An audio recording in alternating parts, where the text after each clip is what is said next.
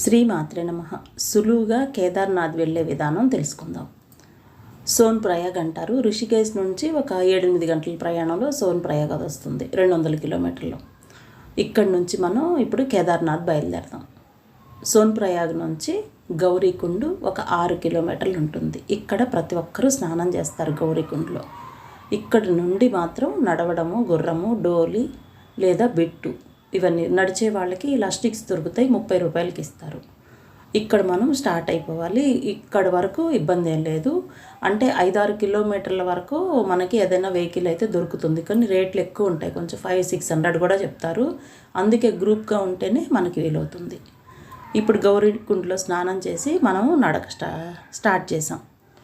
నడక సోన్ ప్రయాగ్ నుండి గౌరీకుండ్ వరకు ఒక 5 కిలోమీటర్ల వరకు వెహికల్లో వచ్చాం. అక్కడి నుంచి ఇక నడకన్నాం కదా, ఇక్కడి నుంచి ఈ డోలీలు, గుర్రాలు లేదా నడక ఎలాగైనా మీ ఇష్టం వచ్చిన విధంగా వెళ్ళొచ్చు. అయితే ఇక్కడి నుంచి జంగిల్ ఘాట్ అని ఒకటి ఉంటుంది, అక్కడికి 4 కిలోమీటర్లు.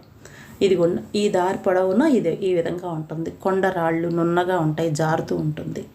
ఎదురుగా మనకి గుర్రాలు ఎదురొస్తాయి, డోలీలు ఎదురొస్తాయి. అందరూ హడావుడిగా ఉంటారు. ఇంతవరకు కూడా మనకి పెద్ద ఇబ్బంది ఏమి ఉండదు. చలి అంత తట్టుకోగలిగే విధంగానే ఉంటుంది. మనము ముందర రోజు కొంచెం ఫుడ్డు, రెస్ట్ ప్రాపర్గా తీసుకున్నట్లయితే పెద్ద కష్టమైతే కాదు, డైలీ వాకింగ్ చేసే వాళ్ళకు కూడా. జంగిల్ ఘాట్ నుండి మళ్ళీ భీమ్ ఘాట్ అని ఉంటుంది, 3 కిలోమీటర్స్. ఇక్కడ ఏంటంటే ఒక కొండ ఎక్కడము, మరొక కొండ దిగడము, అలాంటప్పుడు కొంచెం అలసిపోతుంటాము. అందుకే ఇక్కడ ఘాట్లన్నీ కొంచెం సపరేట్గా అనిపిస్తాయి. ఒక ఘాట్ నుంచి ఒక ఘాట్ వరకు వచ్చేలోపు మనం టైం పెట్టుకోవడము, లేదు అంటే 2 అవర్స్ మ్యాక్సిమం పడుతుంది. అంతకన్నా అయితే ఎక్కువేం పట్టదు. మార్నింగ్ 9కి స్టార్ట్ అయ్యామనుకోండి, ఈవినింగ్ 6కి అట్లా వెళ్ళిపోవచ్చు. ఇబ్బంది అయితే ఏం కాదు. అయితే ఆక్సిజన్ ప్రాబ్లమ్స్ కొందరికి వస్తాయి, ఆయాసం ఉన్న వాళ్ళకి లేదా బాడీ సపోర్ట్ చేయని వాళ్ళకి వస్తుంది. వాళ్ళు కొంచెం జాగ్రత్తగా ఉండాలి. ఇదిగోండి, జంగిల్ ఘాట్కి వెళ్ళేటప్పుడు మళ్ళీ ఇలా డౌన్ అవుతాం. ఇందాకేమో అప్లోకి వెళ్ళాం, ఇప్పుడు డౌన్కి వచ్చేస్తాం. అంటే ఒక ఘాట్కి వెళ్ళేటప్పుడు పైకి ఎక్కినట్టు వస్తుంది, ఒక ఘాట్కి వెళ్ళేటప్పుడు కిందకి వచ్చినట్టు వస్తుంది. ఈ జంగిల్ ఘాట్ నుండి మళ్ళీ భీమ్ ఘాట్ ఒకటి ఉంటుంది. భీమ్ ఘాట్ నుండి తీన్చౌలి అని 4 కిలోమీటర్లు. ఇలాగ మనం నడుస్తున్న దారి పొడవునా కూడా ఒకవైపు లోయ, మరొక వైపు కొండ. ఇదిగోండి, ఆ గుర్రాలకి అటువైపునంతా కింద దిగువనంతా పెద్ద లోయ, కాలువ పడితే ఇంకేముండదు అన్నట్టుగా ఉంటుంది.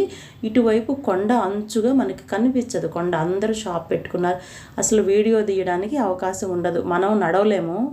మనకి మినిమం లగేజ్ అనేది ఒకటి ఉంటుంది. ఒకవేళ మనం ఆ చిన్న లగేజ్ వాళ్ళకి పైకి పంపించినా కూడా కలెక్ట్ చేసుకోవడం కష్టం.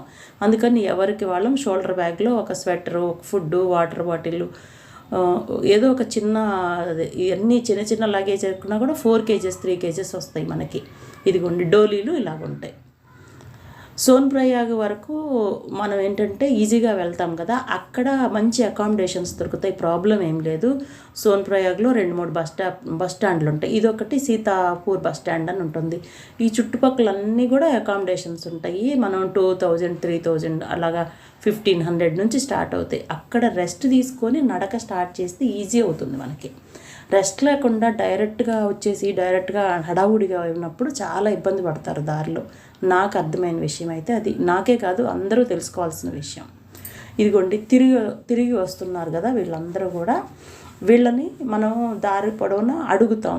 వాళ్ళు కూడా చెప్తారు, పెద్ద కష్టం ఉంటుంది, అంత పెద్ద భయపడొద్దు, నిదానంగా వెళ్ళండి అని చెప్తారు.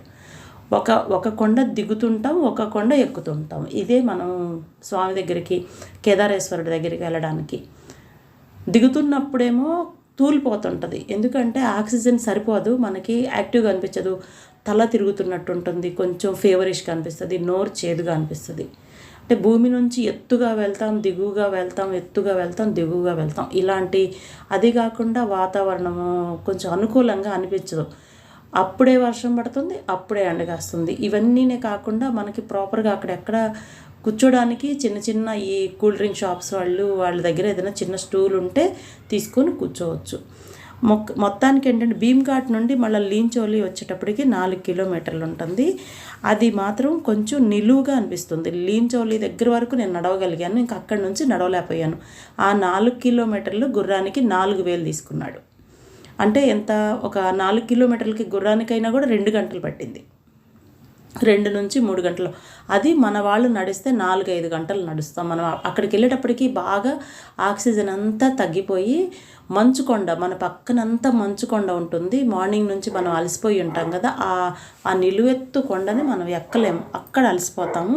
అందుకని ముందర నుంచి ప్లాన్ చేసుకోవాలి. ఈ లించౌలి దగ్గర బేస్ క్యాంప్ అని వస్తుంది. ఈ బేస్ క్యాంప్ పక్కనే మనకి బేస్ క్యాంప్ అంటే ఏంటంటే గుర్రాలు, ఈ డోలీలు అన్నీ అక్కడ ఆపేస్తారు. మళ్ళీ అక్కడి వరకు ఒక సెక్షను, అక్కడి నుంచి మరొక సెక్షన్ ఉంటుంది.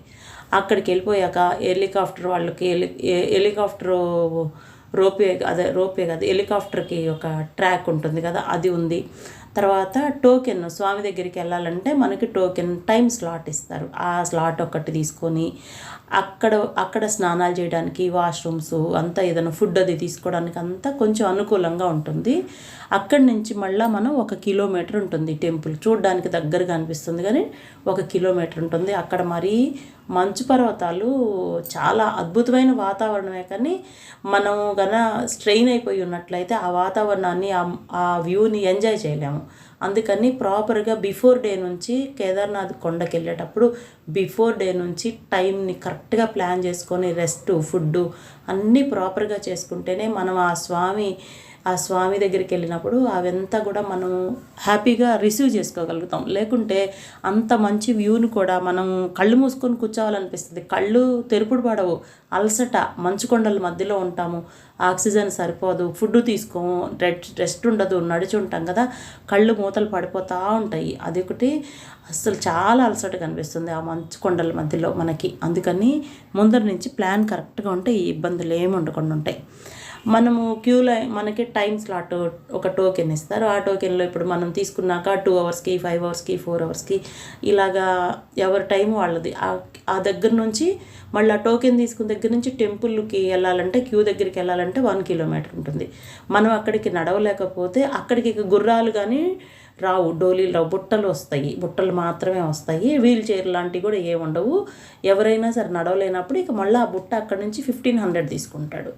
ఆ బుట్టని బిట్టు అంటారు అక్కడ వాళ్ళ దీంట్లో. ఆ బిట్టులోనే వెళ్ళిపోయి వాళ్ళ దర్శనం టోకెన్ చూపించేస్తే క్యూ లైన్లోకి వెళ్ళనిస్తారు. ఒకవేళ అక్కడ క్యూ లైన్కి ఇంకా మనకి టైం ఉంది అని అనుకుంటే ఈ కేదారేశ్వరుడు గుడికి బ్యాక్ సైడ్న మనకి ఈ స్వామివారి టెంపుల్ ఉంటుంది, మన కాలభైరవ టెంపుల్, తర్వాత ఆదిశంకరాచార్యుల వారి సమాధి, భీమశిల, ఇవన్నీ ఉంటాయి. ఈ లోపు మనకి 3-4 అవర్స్ టైం ఉన్నట్లయితే అవన్నీ ఒకసారి మీకు ఎనర్జీ లెవెల్స్ కరెక్ట్గా ఉంటే వెళ్ళి చూసి రావచ్చు. నేనైతే చూడలేకపోయాను, డైరెక్ట్గా క్యూలోకి వెళ్ళిపోయాను. ఆ క్యూ ముందర ఒక 1 అవర్ వెయిట్ చేసి డైరెక్ట్గా క్యూలోకి వెళ్ళిపోయాను.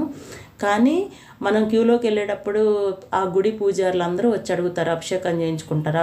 ఒక దర్శనం మనకి ఒక 1/2 అవర్ అట్లా ఉంది. అంత దగ్గర నుంచి గుడిలో ఉన్న పూజారులు వాళ్ళందరూ టీం ఉంటారు కదా, ఆ టీం, వాళ్ళ డ్యూటీలో టీము వాళ్ళందరూ కూడా వచ్చి మనల్ని అడుగుతారు, మీరు అభిషేకం చేయించుకుంటారా, పూజ చేయించుకుంటారని. మనం ఒక టీం లాగా కనిపిస్తే వాళ్ళు అడుగుతుంటారు. అడిగినప్పుడు మనం సరేనని చెప్పేస్తే మనల్ని క్యూ లైన్లో నుంచి బయట పక్క నుంచి తీసుకెళ్ళిపోతారు. వాళ్ళు అభిషేకం చేయించడం అంటే ఏంటంటే ఒక బిందెలోనో చెంబులోనో నీళ్లు తీసుకొస్తారు.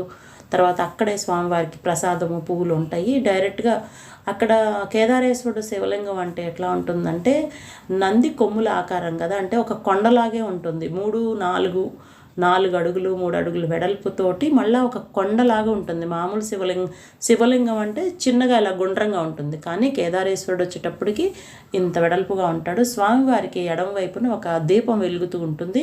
ఆ దీపానికి నమస్కారం చేసుకొని కేదారేశ్వరుడిని ప్రతి ఒక్కరం కూడా మన నుదురుని తాకించి నమస్కారం చేసుకోవచ్చు. ప్రతి ఒక్కరు అంటే ఉదయం 12 గంటల లోపు, ఉదయం దర్శనం నుంచి 12 గంటలు 10 గంటల వరకే ఈ స్పర్శ దర్శనం ఉంటుంది.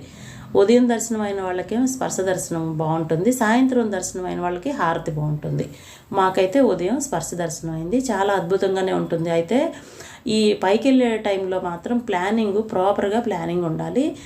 ఒకసారి వెళ్ళి చూసినాక మళ్ళీ ఇంకోసారి చూడాలనిపించే అంత అద్భుతంగా అనిపిస్తుంది. ఆ వైబ్రేషన్స్, అక్కడున్న వ్యూ కానీ అక్కడున్న ఎనర్జీ లెవెల్స్ కూడా అంత గొప్పగా అనిపిస్తాయి. చూడండి, మేము టెంపుల్ ఓపెన్ చేశాక ఒక 1 వీక్ లోపే వెళ్ళాం. అందుకని ఆ పువ్వులు 1 వీక్ అయినా కూడా అంత ఫ్రెష్గానే ఉన్నాయి. ఈ వెళ్ళిన వాళ్ళందరూ కూడా ఈ టెంపుల్ ఎదురుగానే స్వామివారికి కంకణం అంటే నేను వచ్చాను అన్నట్టుగా అవన్నీ కడతారు కదా, అక్కడ ఎక్కడలాగానే అక్కడ ఉన్నాయి. అవి కూడా ఎక్కువ రేట్లు ఏం లేవు, ఒక 10 రూపీస్ అయితే ఉన్నాయి. ఈ గుడికి బ్యాక్ సైడ్ను ఫ్రీ భోజనం ఉంది. వాళ్ళు భోజనం మిగిలించకుండా వేస్ట్ కాకుండా తింటే ఎంత భోజనమైనా పెడతారు. ఒకవేళ భోజనం వదిలేసినట్లయితే 100-150 రూపీస్ ఫైన్ కట్టించుకుంటారు. గుడి ఎదురుగా మంచి టిఫిన్ హోటల్ ఉంది. ఇడ్లీ, దోశ అవి దొరుకుతాయి. కొంచెం కాస్ట్ ఎక్కువైన అన్నీ దొరుకుతాయి కొండ మీద. అక్కడ గుడారాలే కాదు, రూమ్స్ కూడా దొరుకుతాయి. ప్రాబ్లం ఏం లేదు, చాలా బాగుంది. Thank you.